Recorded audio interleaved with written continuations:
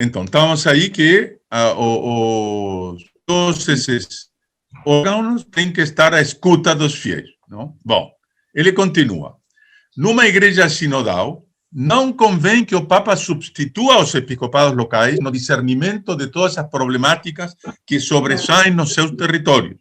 Nesse sentido, sinto a necessidade de proceder a uma salutar descentralização. Então, também, ao nível superior, acontece a mesma coisa. Cada bispo tem que estar à escuta de seus fiéis. As conferências episcopais, então, reúnem, chegam a um consenso, e o Papa, então, ele tem que estar à escuta, não, das conferências episcopais. Não? Esse é o papel dele. E harmonizar as diferentes... Cada área geográfica pode ter uma evolução diferente. Não? O último nível é o da Igreja Universal. Então, é o Papa? Não. O Sínodo dos Bispos, representando o Episcopado Católico, torna-se a expressão da colegialidade episcopal dentro de uma igreja toda sinodal. Então, no fundo, o Sínodo dos Bispos passa a ser como que o parlamento da igreja, em que os parlamentares são representantes do povo, interpretam, não, aquilo que o povo, os desejos do povo, e chegam a um certo consenso. Não? Então, o Papa não está sozinho acima da igreja, mas dentro dela, como batizado entre os batizados, e dentro do colégio episcopal, como bispo entre os bispos. O sea, ele não tem um poder próprio, supremo, e uma jurisdição universal na igreja, como diz, não, o Concílio Vaticano I. Não, na realidade, ele está como bispo entre os bispos, à escuta dos bispos, como batizado entre os batizados. Não? Então, chamado como sucessor de Pedro a guiar a igreja de Roma, não a igreja universal, a igreja de Roma, a qual preside no amor a todas as igrejas. Então, não sei bem se, como fica claro, uma diminuição do papado à mínima expressão, não? E um redimensionamento do papel dos leigos e dos bispos à sua máxima expressão. Então, na realidade, é aquilo que o Dr. Plínio dizia, como os grupos proféticos queriam transformar a igreja, ou seja, uma verdadeira democracia que tem um rei puramente simbólico, e no caso aqui, não apenas simbólico, mas ele tem o papel de harmonizar, por assim dizer, as vozes que chegam de baixo. Não? Reitero a necessidade e a urgência de pensar numa conversão do papado. Quer dizer, o papado, durante 20 séculos, andou errado, porque funcionou como um poder autoritário. É o que está, no fundo, dito implicitamente nessa frase. Então, é preciso mudar de rota radicalmente e, no fundo, democratizar a igreja. Então, aí vai se chegar ao modelo de Leonardo Boff, não? De como é que é o verdadeiro ministério. Vão ver que esse gráfico exprime exatamente o que o Papa disse nesse discurso para o cinquentenário do Sínodo dos Bispos. Deus, não, manda Cristo e ao Espírito que eles influenciam quem? A comunidade. E a comunidade comunica através dos seus carismas aos ministérios. Existem diversos ministérios, existem ministérios laicais também, inclusive, não? E dentre os ministérios existe um ministério que consiste em assegurar a unidade. Então, dentro da paróquia, é o sacerdote que tem o papel de assegurar a unidade, não? Dos carismas da paróquia. O bispo é o que tem que assegurar a unidade do que sai, do que emerge das paróquias. O Papa é que tem que assegurar a unidade que emerge dos dioceses. Não? Então, é uma completa subversão da igreja. Não?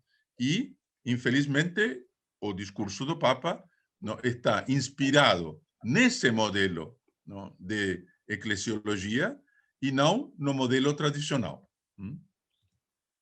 Bom, não sei se essa introdução está clara ou se alguém quer fazer alguma pergunta a respeito desta parte, porque é a parte, por assim dizer, doutrinária, que depois vai ser aplicada nos fatos. Soreta. Pois não. Um breve resumo também.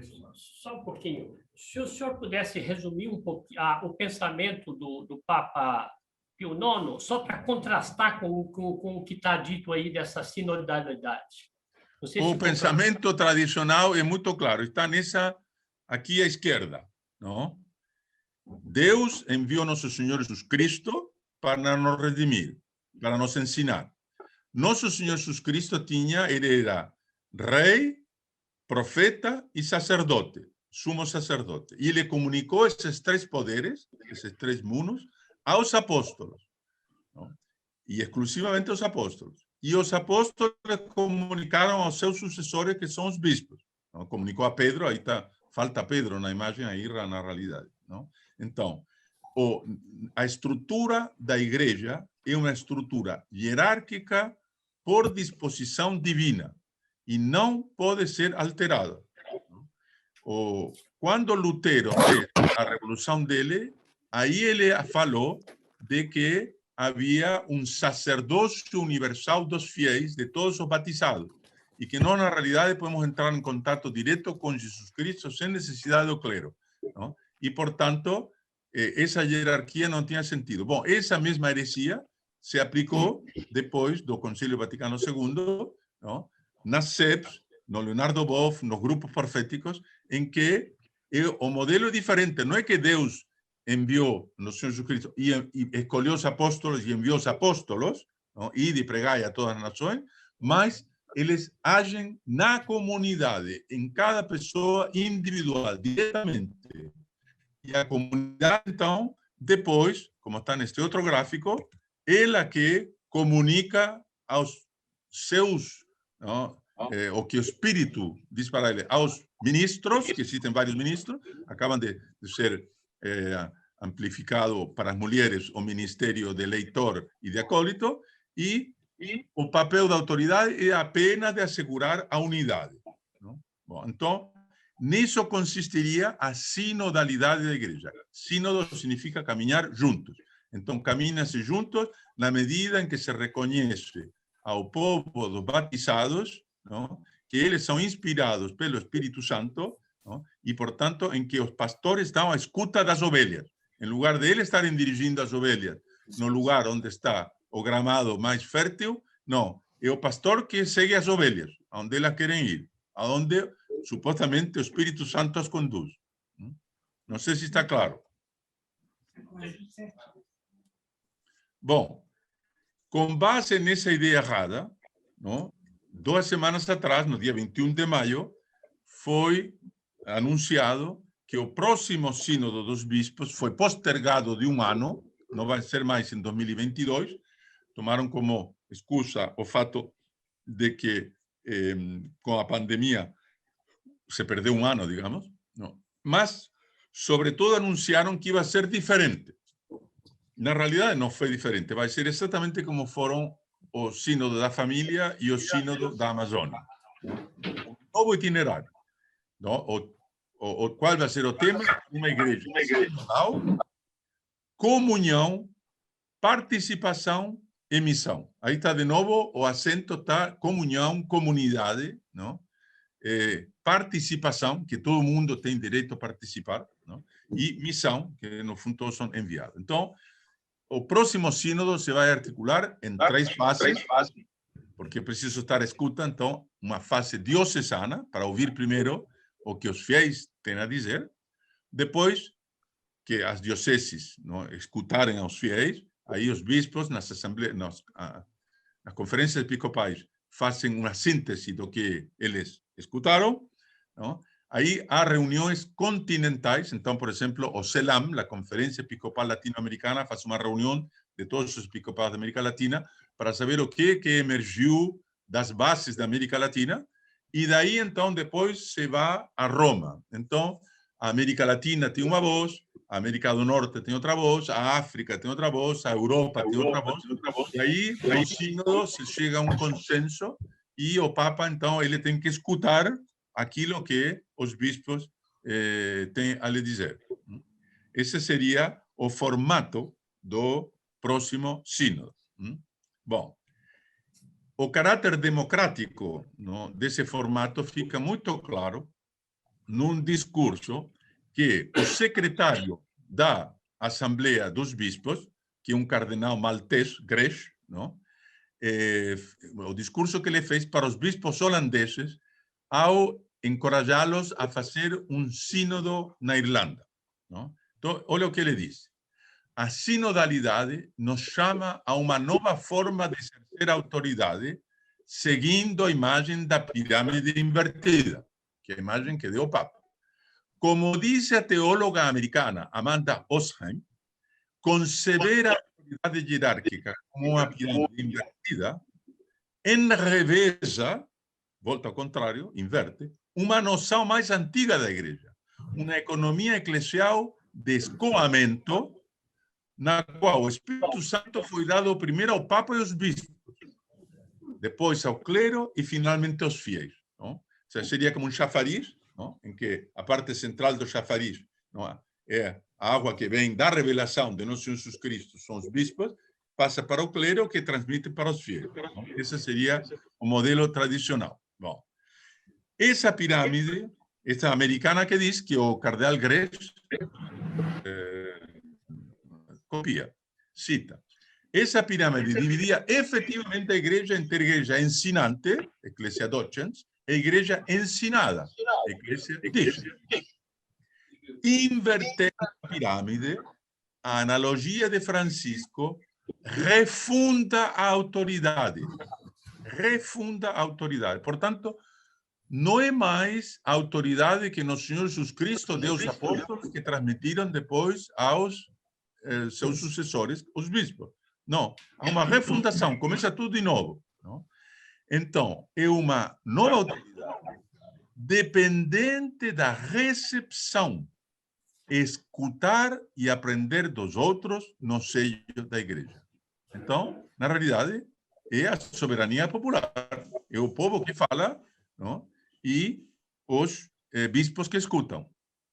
Então, por exemplo, eles dizem, Paulo VI publicou a Humane Vitae, não? Dizendo que é imoral usar pílula contraceptiva com contraceptivos artificiais.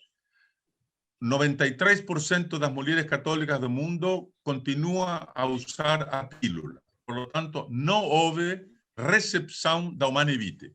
Isso significa, não, de que essa encíclica está errada, porque não houve recepção. Então, os bispos têm que escutar, aprender das mulheres católicas que usam a pílula, não, e reformular a doutrina, porque a prática não acompanha. Então, é seguir aquilo que os fiéis nos ensinam. Então, diz o cardeal Grech, descobriu-se uma nova eclesiologia. Claro, uma nova igreja, porque não é mais uma igreja que transmite o que ensinou Cristo, que é o que fez Paulo VI com a Nevita, mas é uma nova igreja que está escutando o que as mulheres têm a dizer para colocá-lo em prática. Bom, isso requer uma nova teologia, obviamente, porque é um conceito de revelação completamente trastocado, não?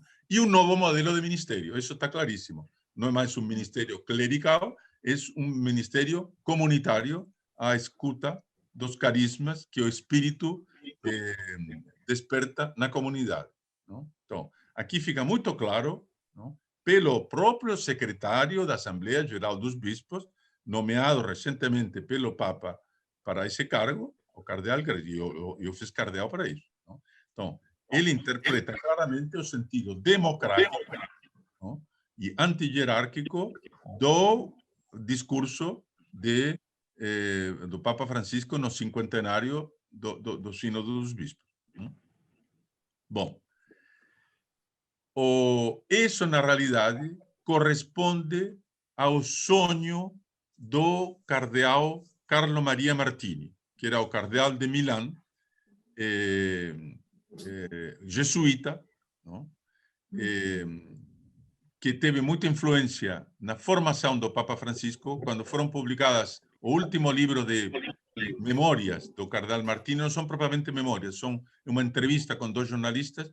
Foi o Papa Francisco que fez o prólogo, e no prólogo disse, foi a pessoa que mais influenciou meu pensamento, o cardeal Martini, e ele sonhava com uma igreja permanentemente sinodal, quer dizer, está continuamente em estado sinodal. Aqui eu leio um trecho de um artigo que fala disso. O então arcebispo de Milão, jesuíta, e líder indiscutido da ala liberal da hierarquia, disse ter tido um sonho, em 99, de uma igreja capaz de colocar-se em estado sinodal permanente, com um debate colegiado e autorizado entre todos os bispos sobre alguns temas centrais. Então, há temas, o cardeal Martini dizia, a igreja está atrasada 200 anos. Fazia referência à Revolução Francesa. Liberdade, igualdade e fraternidade. O mundo caminhou no sentido da liberdade, caminhou no sentido da igualdade, caminhou no sentido da autonomia, da desalienação. A igreja ficou com o mundo anterior do ancião regime. Continua a ser hierárquica, continua a impor leis, etc. Então, é preciso que a igreja se ponha a par com o mundo. E para isso, então, ela tem que ser sinodal e transformar-se ela própria internamente. Não? Então, essa ideia de um sínodo permanente é a ideia progressista do cardeal Martini. Então, comentando a convocatória para o próximo sínodo, o filósofo italiano Stefano Fontana escreveu esse artigo que vocês veem aí na Nova Bússola Cotidiana, que hoje em dia é provavelmente o maior site católico da Itália. Não?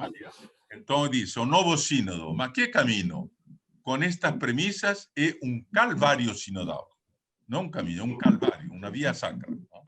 Então, ele comenta, a sinodalidade, se diz, é um caminho. É estar a caminho. É o caminho como essere, ou seja, como essência da igreja. A essência da igreja é estar a caminho. É uma igreja peregrina. Não uma igreja militante em combate com o mundo. É uma igreja peregrina, que acompanha o mundo. Acompanha o que o Espírito está dizendo ao povo. Não. É o caminho como essere, como essência. Por isso, a igreja sinodal não está em caminho, mas é o caminho. É o próprio caminhar. Então, na igreja se faz caminhando, não? Se faz avançando na história. Não?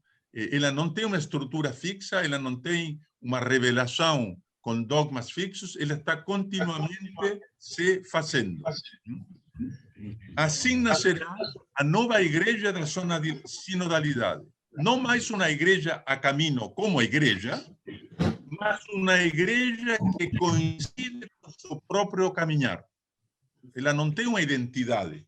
Ela vai assumindo diversas identidades à medida que caminha. Na verdade, talvez esta nova igreja já esteja no projeto deste novo calvário sinodal. Isso é o que está sendo realizado. Uma igreja em caminho é uma igreja que orienta o seu próprio caminho a partir de sua própria essência e finalidade, que é estar caminhando continuamente acompanhando o mundo. A igreja peregrina que acompanha o mundo. Uma igreja que é o próprio caminho é uma igreja que se reduz a seu próprio devir, a seu próprio transformar-se. Uma transformação contínua. Uma igreja que se torna tempo. Na impossibilidade, portanto, de redimi-lo e de salvá-lo. Isso me faz lembrar o que dizia um líder da ação católica aqui na França, nos anos 70, no começo dos anos 70. Dice, nós passamos da conquista para a evangelização, da evangelização para a proposta, não? Para a proposta. Da proposta para a presença. Estar presente nos grandes movimentos, etc. E da presença à escuta. Nós estamos à escuta daquilo que o Espírito diz no mundo. Não? Bom, é isso que está aí. Então, a igreja que não está junto ao mundo para redimi-lo e para salvá-lo, mas ao contrário, ela está se transformando continuamente paralelamente ao mundo, e não para trás. Não? Então, a igreja deixa de ser igreja para passar a ser uma espécie de verniz religioso da religiosidade da própria humanidade.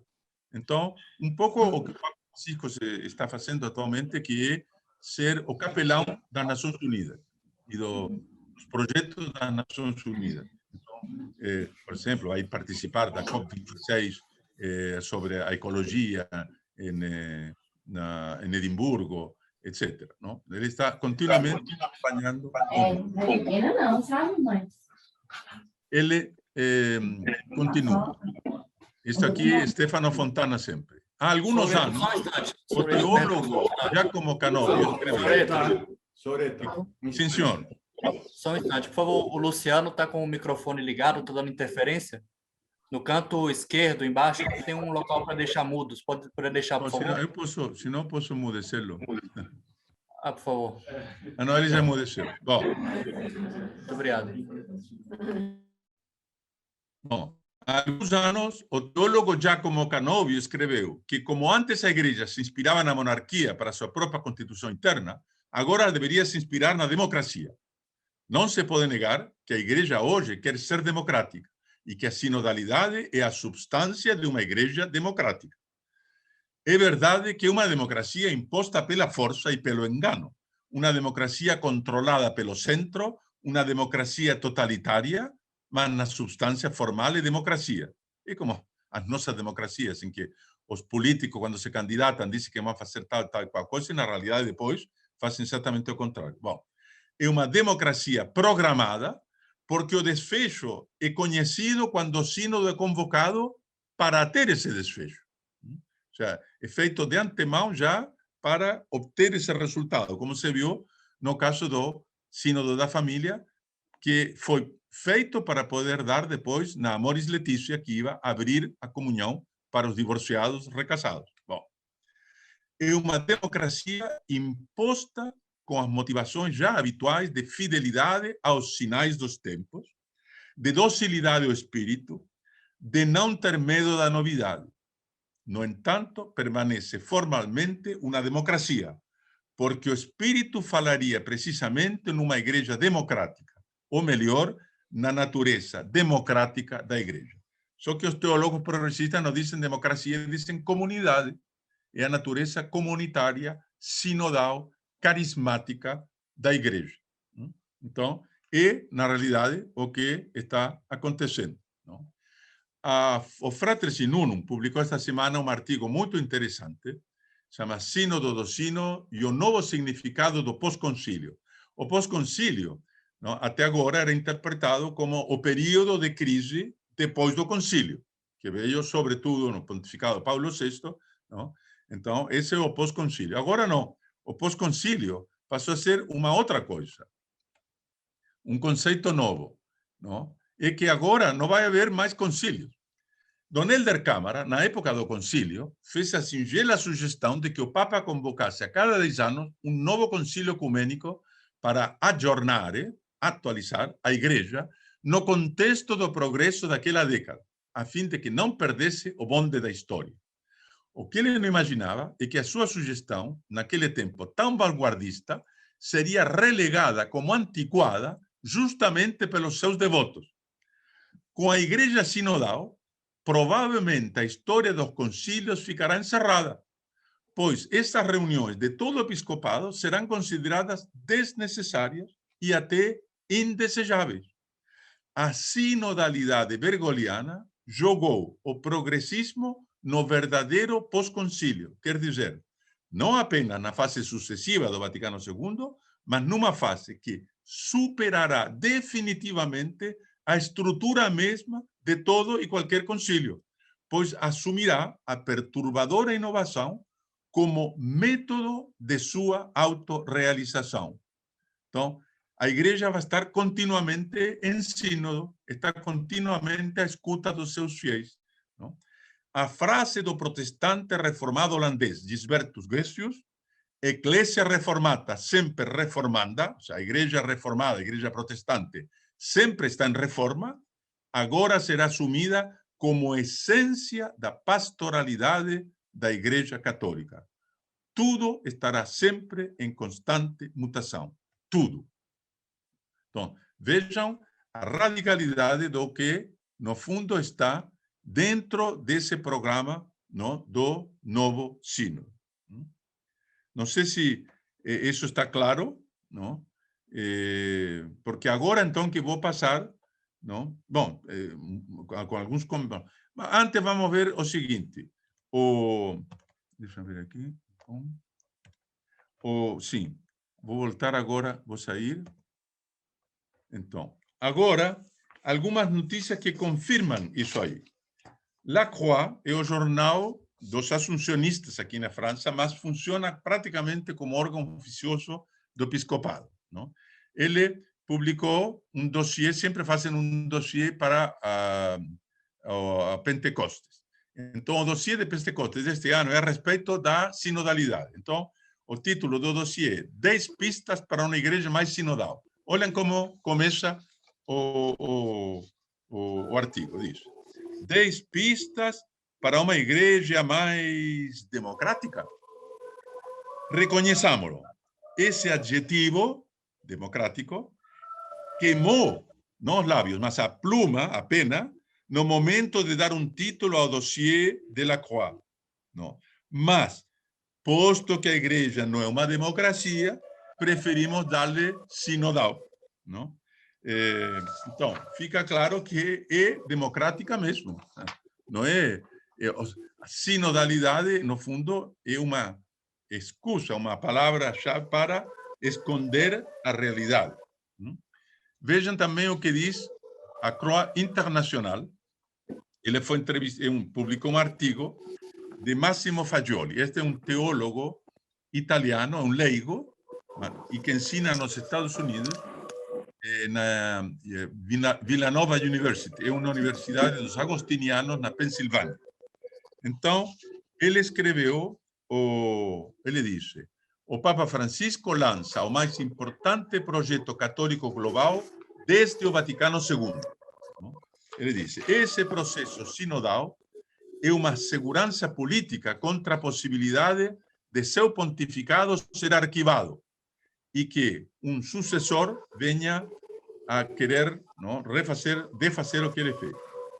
Mesmo se houver um conclave, o processo sinodal fará parte integral da agenda do próximo conclave. Não? Bom, agora ele disse uma coisa muito interessante.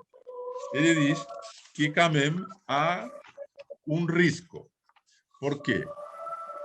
Porque os bispos terão que defender o processo sinodal do papel nunca neutro da mídia neocatólica independente e militante.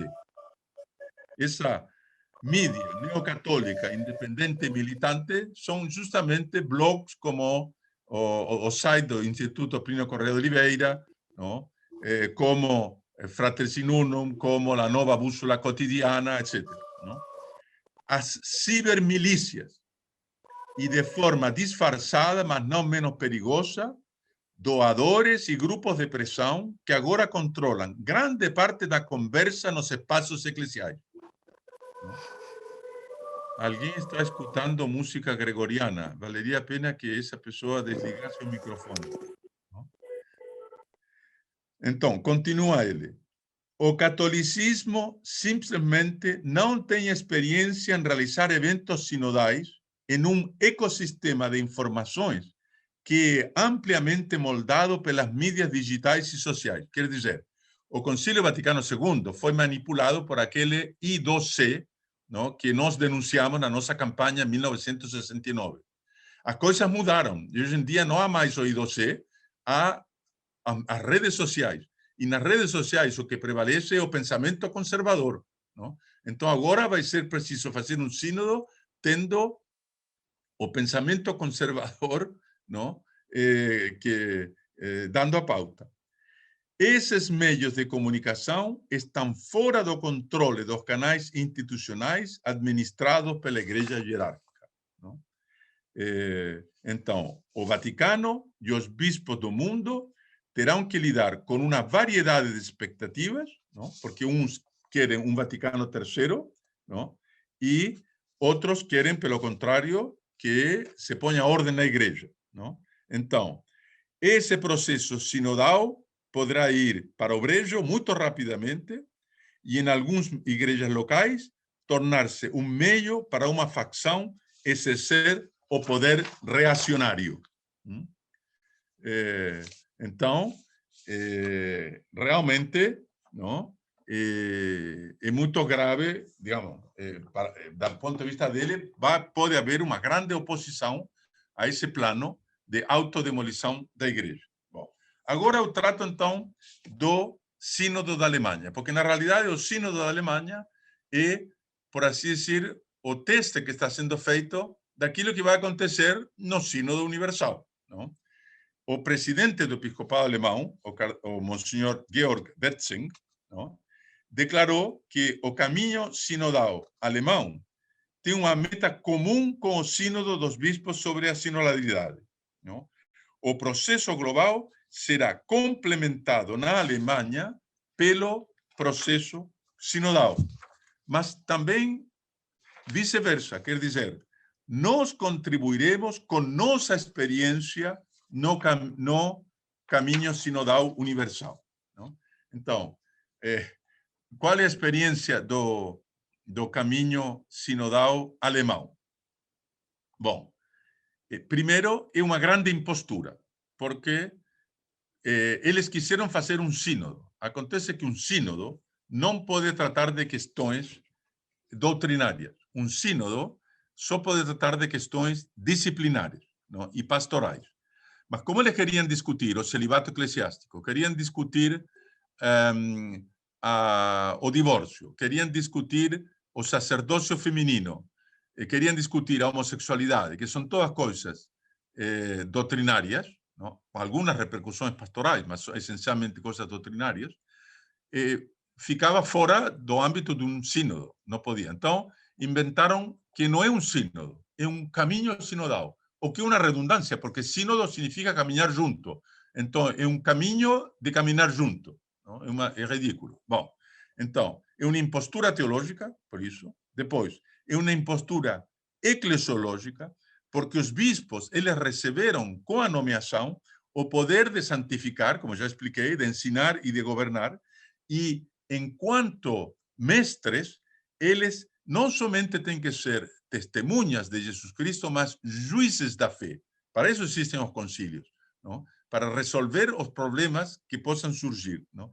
E essa função de mestres da fé e de juízes da fé, eles não podem delegá-lo à pessoa. Ninguém pode exercer isso senão eles pessoalmente, não?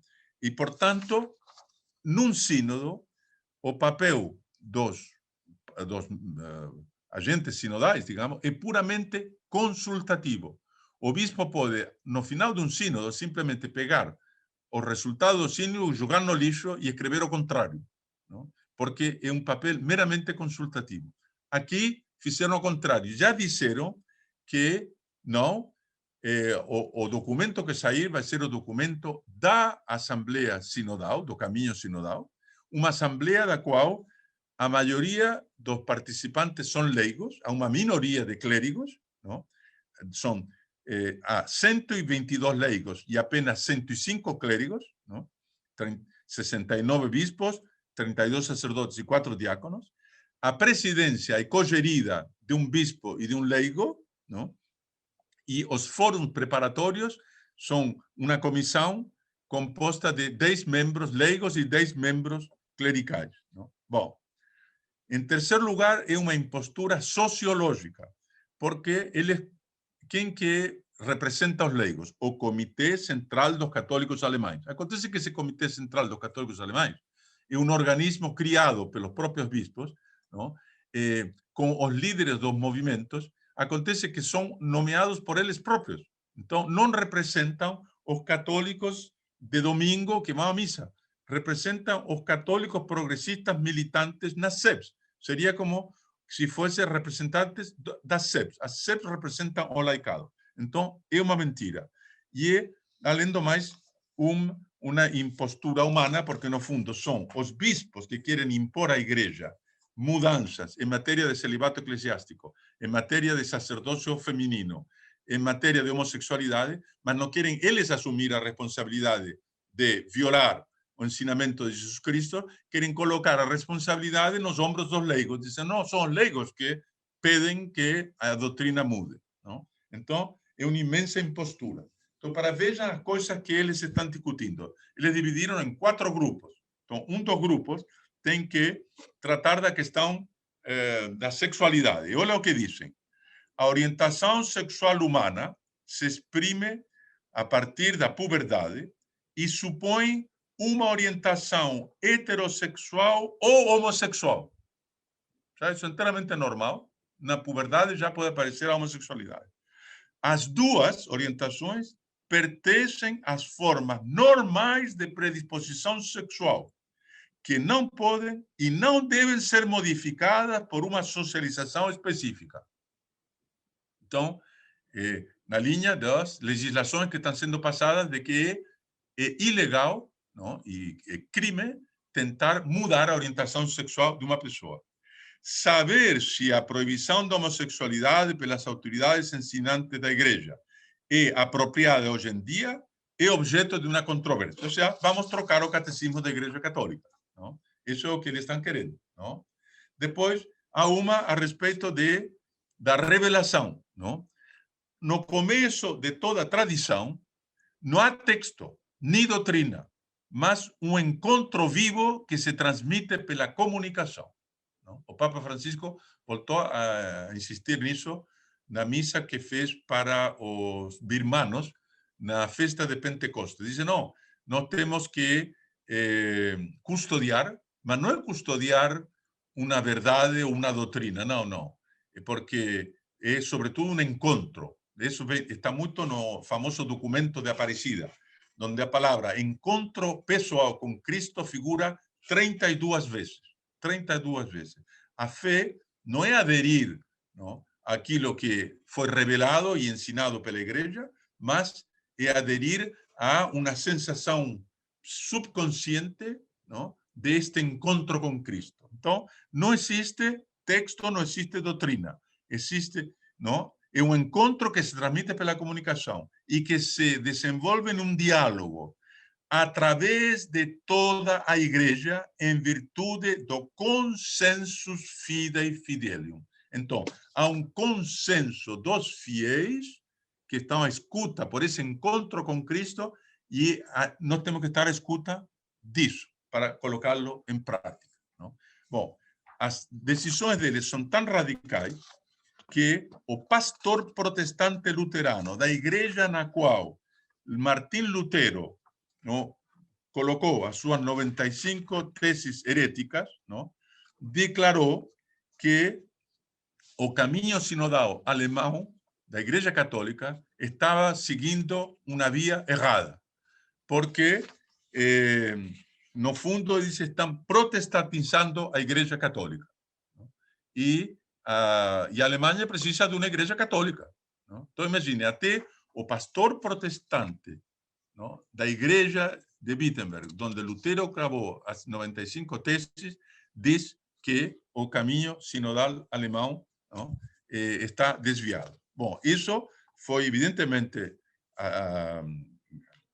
reforçado pelo cardeal Brandmüller, não, dizendo que a igreja na Alemanha é cismática e herética. Não? E o cardeal Müller acabou de escrever nesta semana passada um artigo para a revista americana First Things, chamado Bênção e Blasfêmia, é a respeito daquela cerimônia que houve no dia 10 de maio, em que os sacerdotes abençoavam a casais não, pares, homossexuais, no, nas igrejas, contrariando a ordem recebida da Congregação para a Doutrina da Fé, não? E ele diz, a igreja não tem autoridade para abençoar uniões do mesmo sexo, porque não pode abençoar o pecado. Não, não é crível a posição de bispos e teólogos que insistem sobre a urgência pastoral de vencer os casais homossexuais, quando eles proibiram as pessoas de ir à igreja, não, e de confessar-se durante a pandemia. Não? Bom, depois disso, o que estamos presenciando é uma negação herética da fé católica no sacramento do matrimônio e uma negação da verdade antropológica da diferença entre homens e mulheres expressa no Gênesis. Não? E depois que no fundo diz que isso é pagão. E termina dizendo, não, que Roma, o seu Papa, não deve observar em silêncio. Nós precisamos uma clara declaração de princípios vindo dele, não, com consequências práticas, quer dizer, excomungando as heresias que estão sendo proclamadas, para que o remanente da Igreja Católica na Alemanha não se desintegre com consequências devastadoras para a Igreja Universal. A primazia é otorgada à Igreja de Roma pelo grave dever do Papa de velar pela unidade da Igreja Universal na fé revelada. Na fé revelada. Bom, então, vejam, na realidade, esse caminho sinodal alemão é uma espécie de ensaio do que seria o próximo Assembleia Geral, não, do Sínodo dos Bispos daqui a 2 anos, não, a escuta dos fiéis. Não? Vai ser exatamente isso. E, no fundo, é uma nova igreja democrática e aberta a todos os ventos da revolução dentro do mundo. Uma igreja que se põe ao passo com a revolução. Então, é uma situação trágica e, como disse Stefano Fontana muito bem, é um calvário. E esse calvário, na realidade, estamos agora, digamos assim, na última estação do calvário. Estamos juntos já aos pés da cruz. Um calvário que começou antes e que teve uma das etapas, esse pós-concílio, e no qual o professor Plínio, em 1969, já denunciava que estava sendo construída uma igreja nova, democrática e desalienada e revolucionária. Bom, com isso, eu falei já 1 hora, não? E se algum tiver alguma dúvida, alguma observação, alguma objeção, com muito gosto poderei. Primeiro, estou à escuta, eu não sou hierarca da igreja, portanto, eu posso escutar, não? Não sou pontífice, não? Estou à escuta e, na medida que eu possa, posso responder ou comentar o que for dito. Senhor Ureta, Pois não. o seguinte, quando o senhor falou a respeito desses blogs, das redes sociais conservadoras, Sim. isso aí não poderia talvez discursar um pouco mais sobre isso, porque de fato Isso é muito interessante. É uma maneira do espírito soprar, não é? Tá soprando. Exatamente. E eles têm que ouvir também, porque Exatamente. você com uma orelha só tem que ouvir do outro ouvido. Se lembram que 3 anos atrás ou 4 anos atrás foram apresentadas por 4 cardeais ao Papa Francisco as dúvidas, não? As 4 dúvidas a respeito da Amoris Laetitia. E o Papa não respondeu e houve bastante movimentação em torno disso na época. Bom, houve um colóquio em Roma nesse ano. E nesse colóquio, o cardeal Brandmüller fez uma conferência a respeito do sensus fidei. Não? O sensus fidei. O que é o sensus fidei? Com o batismo, nós recebemos a virtude teologal da fé. Não? Nos aderimos a essa verdade e essa virtude nos faz conhecer melhor aquilo que foi revelado e nos faz amar e aderir àquilo. Bom, mas junto com a virtude da fé, nós recebemos os dons do Espírito Santo. Entre os dons do Espírito Santo está o dom do conselho. Não, primeiro, o dom de ciência, que nos permite distinguir o bem do mal, a verdade do erro. Não? Depois, o dom do conselho, que nos permite ver, diferenciar entre o bom e o melhor. Não? Já é mais requintado. Não? O dom do conselho. Depois temos o dom de inteligência. Isso nos permite não só ver as verdades naturais, sino penetrar na verdade revelada, no mundo sobrenatural. E, finalmente, o dom da sabedoria. É o mais alto dos dons do Espírito Santo, e pelo dom da sabedoria nos penetramos no divino. e amamos o divino, e nos dá o sabor das coisas divinas. Bom, esses dons é que nos dão o sensus fidei. Então, uma sensibilidade particular da fé, para ver aquilo. Uma vez que nós aprendemos o catecismo e temos essas verdades dentro da nossa alma, nós percebemos com muita sensibilidade aquilo que se afasta do que é verdadeiro, daquilo que a igreja ensina. E isso todos os fiéis têm. Então, ele diz, vocês, neste momento de confusão da igreja, vocês têm que dar crédito ao próprio sensus fidei.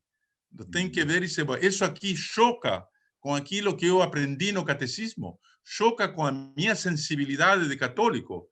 Bom, se choca, eu já tomo uma atitude, não? Diz, para aí, cuidado, não?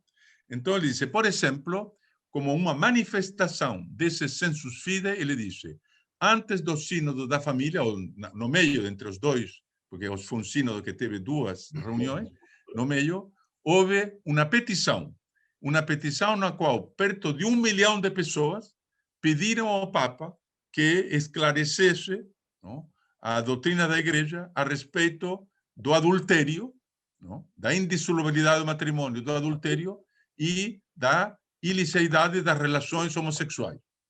Isso aí foi uma expressão do sensus fidei. Essa foi uma expressão do sensus fidei. Ele disse isso na conferência dele, não? Então, esses blogs, não, de todos os católicos conservadores no mundo que reagem contra o calvário que está passando a igreja atualmente, eles representam o verdadeiro sensus fidei. Evidentemente que o Espírito Santo os está esclarecendo e ele está dando força, não, para distinguir o verdadeiro do falso, mas também para não deixar-se levar por falsas soluções. Por exemplo, na Itália existe um sacerdote que se chama Dom Minutella. Dom Minutella. Esse Dom Minutella era um sacerdote, digamos assim, moderno, celebrava missa nova, tudo. E disse que ele teve revelações mariais, que Nossa Senhora aparecia para ele, não sei o quê. Bom, depois ele acabou ficando conservador durante o sínodo da família, não? E reagiu muito contra Amoris Laetitia, pero depois começou a dizer que o Papa Francisco não era mais Papa, que o verdadeiro Papa é o Papa Bento XVI, não? E que, portanto, na missa é preciso mencionar Bento XVI e não o Papa Francisco, e que as missas dos sacerdotes que mencionam Francisco são inválidas. Não, essa é uma posição ridícula, absurda, não?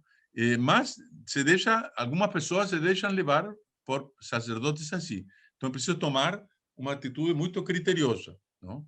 De saber que estão sendo ensinadas coisas erradas, mas nós temos que, também, a igreja é visível, existem os bispos, existe o Papa, enquanto, digamos assim, seja manifesto que eles têm o poder e sejam reconhecidos pela maioria dos católicos como sendo autoridades legítimas, temos que reconhecê-las, temos que resistir ao processo de autodemolição, não? Mas reconhecendo-los como autoridade legítima, um pouco como faz uma mulher, uma esposa que o marido abusa dela e ataca, ela pode se suspender o convívio com o marido sem interromper, não, o vínculo conjugal, não? Simplesmente faz um desquite. Nós temos que, em relação a esses pastores demoledores, fazer isso, não? Cessar a coabitação, por dizer, não? E acompanhar os verdadeiros pastores que ensinam através da internet a verdadeira doutrina. Então, é nisso que está manter a nossa fidelidade. Agora, isso já é tão grande que um progressista como Massimo Fagioli, não, vê como um grande problema que vai ter no próximo sínodo, não, a reação que vai haver da parte dos fiéis. No sínodo da Amazônia ficou claro, o Instituto Primo Correia Oliveira e as TFPs montaram um site para isso, que se transformou no hub das resistências, no centro disseminador da resistência. Bom, e resultou que o plano que havia, não, de aceitar líderes comunitários casados não foi para frente, não?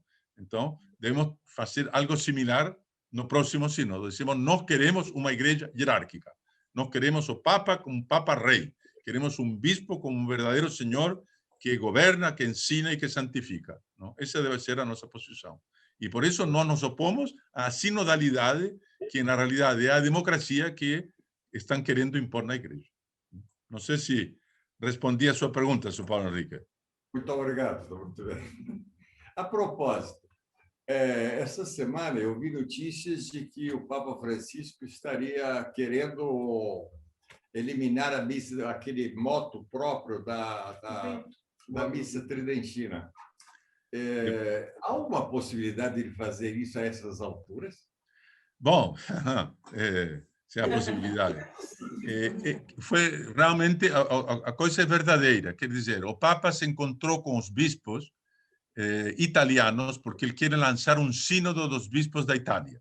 Acha que os bispos da Itália são conservadores demais e, portanto, tem que iniciar um processo sinodal na Itália. Bom, ele fez em 2015 uma reunião em Florença pedindo aos bispos para fazer isso e os bispos não fizeram. Então, agora ele está querendo impor de cima. Bom, é a nova democracia popular, que as coisas se impõem de cima. Bom, então, ele estava nessa reunião. Aliás, a reunião não foi no Vaticano, foi num hotel.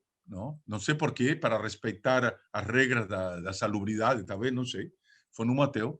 Em um momento, ele perguntou, tem ainda jornalistas? Então, o cardeal Bassetti, que é o presidente da Conferência Episcopal, disse, não, já saíram. Então, como não há jornalista, posso lhes dizer que está em preparação um documento para reinterpretar Summorum Pontificum. Existia já um documento preparado, mas foi objetado pela Congregação para a Doutrina da Fé, do cardeal Ladaria, dizendo que, se fosse como tinha sido preparado originalmente, haveria uma revolta, no fundo, no mundo inteiro. Então, que está sendo revisado e, pelo que se deu a entender, ficaria o seguinte: as comunidades Ecclesia Dei, que atualmente celebram a missa imemorial, porque não é uma missa de São Pio V, na realidade é a missa de São Pedro, a forma mais, no fundo, é São Gregório Magno, no século V. Bom, a missa imemorial pode ser celebrada pelas comunidades de Ecclesia Dei, por lo tanto, a Fraternidade de São Pedro, o Instituto Cristo Rei Soberano Sacerdote, o Instituto do Bom Pastor, etc., etc. Mas ficaria proibida para os sacerdotes diocesanos, os quais deveriam pedir uma dispensa, uma autorização ao seu bispo. Então, com isso, se voltaria, na realidade, ao mesmo sistema que existia antes da Summorum Pontificum, em que os bispos proibiam simplesmente aos sacerdotes de celebrarem. Só que, na Summorum Pontificum, Bento XVI diz claramente que a missa de São Pio V nunca foi abrogada. Nunca foi abrogada. E, no fundo, ele diz que não pode ser abrogada, porque é a tradição litúrgica da igreja que vem desde os primórdios da igreja, é como um rio que vem desde Nosso Senhor Jesus Cristo até nós. E, no fundo, a missa nova é uma missa prefabricada, e que, se interrompisse, ele não disse isso, mas o Monsignor Gamber, no livro dele sobre a liturgia, o diz claramente, que se proibisse a missa de São Pio V, esse seria um ato cismático, porque se estaria cortando com a tradição litúrgica da igreja. Então, a igreja latina estaria tomando uma atitude cismática ao cortar com seu passado litúrgico. Cada rito é como um rio orgânico que foi se desenvolvendo ao longo da história. Então, por isso que não pode ser abrogada. E se não pode ser abrogada, basta um sacerdote ser do rito latino para ter o direito de celebrá-la. Bom, um sacerdote do rito bizantino, claro, tem que pedir licença para poder celebrar o rito latino, porque ele não é do rito latino. Mas um sacerdote do rito latino pelo fato de ser do rito latino e ser sacerdote, tem o direito de celebrar o rito latino tradicional, porque não pode ser abrogado, não? Então, na realidade, o que vai acontecer é que, sobretudo nos Estados Unidos, não, os sacerdotes que já celebram, os sacerdotes diocesanos, que não pertencem a nenhuma comunidade Ecclesia Dei, que já celebram o rito tradicional, vão continuar a celebrá-lo, pura e simplesmente, não? Talvez alguns vão voltar para trás, mas não acredito que sejam muitos. E vai haver, novamente, um choque no qual o sensus fidei vai funcionar uma vez mais. E os jovens que participem, os sacerdotes que celebram, sobretudo os sacerdotes jovens, vão ter a coragem de colocar-se, por assim dizer, na ilegalidade formal, não? Para serem fiéis ao principal, não? Que é a fé e a liturgia de sempre. Tá bom, muito obrigado. Alguém mais quer fazer alguma pergunta? Eu só não entendo por que a igreja se preocupa com homossexualidade, com essas coisas assim. Teria que preocupar com as coisas da igreja mesmo, dos céus, né? Para mim é muito difícil conceber isso. Cada dia que passa está mais difícil conceber. Eu não entendo como que é essa dinâmica para chegar até a gente, os nossos fiéis, né? Eu não entendo isso. Isso para mim está muito difícil. Realmente eles dizem que é por causa de atenção pastoral às pessoas com orientação homossexual, não? Que é uma minoria ínfima dos fiéis, não? E as pessoas com uma orientação homossexual involuntária, existem, que praticam a castidade, não? São uma minoria ínfima dentro da minoria ínfima, não? E são esses que seriam objeto do cuidado pastoral dos sacerdotes, não?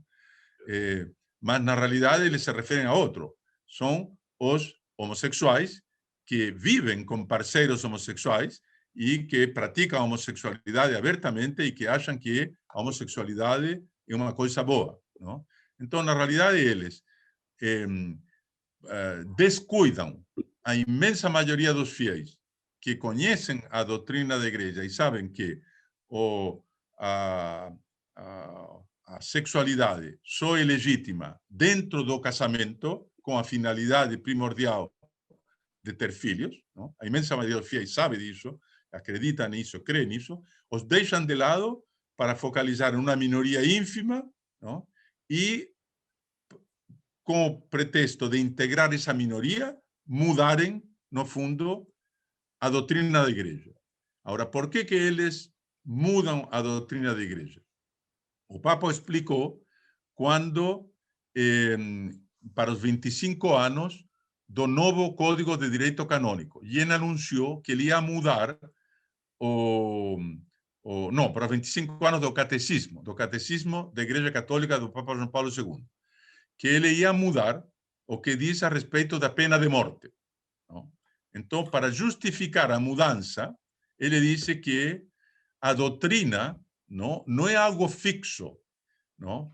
Que tem que ser protegido como se fosse uma manta, como se fosse uma colcha, que é preciso proteger daquelas, como se chamam em português, aqueles bichos que comem a lã. As traças, não? Que não é um tecido que se deve proteger das traças, que a fé é algo dinâmico, não? E que, portanto, tem que ir acompanhando, não? A realidade da história. Eu tinha declarado já, na primeira entrevista que deu ao padre Spadaro da Civiltà Católica, logo que assumiu o pontificado. Disse: a nossa fé não é uma fé de laboratório, não? É uma fé inserida na história. Então, na realidade, vem de um conceito errado modernista da fé.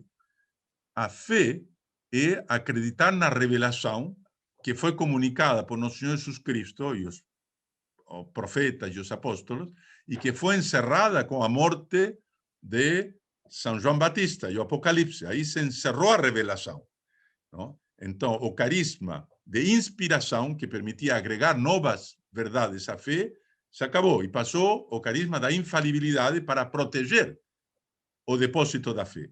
Bom, então, e eles nos transmitem, não? Depois no catecismo, essa fé. E nós aderimos. Bom, esse não é o conceito de fé, passou a ser subjetivo, não? E eu, no meu íntimo, não? Reconhecer a inspiração, o encontro com Cristo, com Deus, com o Espírito Santo. Então, evidentemente que isso vai ir evoluindo, não? Ao longo da história, não? Então, por isso que temos que estar à escuta dos sinais dos tempos. Então, eles dizem que, na realidade, com a ciência, não? Freud descobriu um fundo recôndito da psicologia humana e do papel da sexualidade que no passado era desconhecida, não? E que a igreja tem que adoptar, no fundo, essas descobertas da ciência, da psicanálise de Freud, não? E incorporá-las dentro de seu magistério. Então, o fato de querer reprimir o instinto sexual, o fato de um homossexual tentar sair dessa orientação desordenada, não? E passar a ter uma orientação ordenada, digamos assim, é causa de problemas psiquiátricos. Então, a igreja tem que assumir as doutrinas de Freud e reconhecê-las no seu próprio magistério. E, portanto, adaptar o catecismo, não? E deixar de dizer de que a homossexualidade é uma orientação objetivamente desordenada. Então, é por esse mecanismo que eles estão fazendo esse absurdo, não? De querer nos convencer de que é preciso abençoar as uniões homossexuais, etc, etc. E a coisa mais contrária e mais chocante que se possa imaginar, não? Dr. Plínio anunciou em uma reunião em 1992, não? Que isso ia a acontecer, que ia tratar de ser imposto de cima a aceitação da homossexualidade, não? Mas que, como isso é inaceitável, não? Isso daria um choque dentro da igreja que daria uma das maiores convulsões da história. Nós estamos no meio dessa convulsão. Obrigada. Tudo bem. Haveria outras perguntas, mas vamos deixar para outra ocasião. Eu estou à escuta do apetite dos senhores, do desejo de almoçar. E, na medida do possível, então, os satisfecho e desejo um muito bom almoço. Muito obrigado. São Maria, então.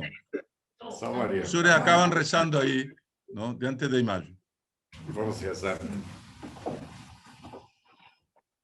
Em nome do Pai, do Filho e do Espírito Santo. Amém. Ave Maria, cheia de graça, o Senhor é convosco. Bendita sois vós entre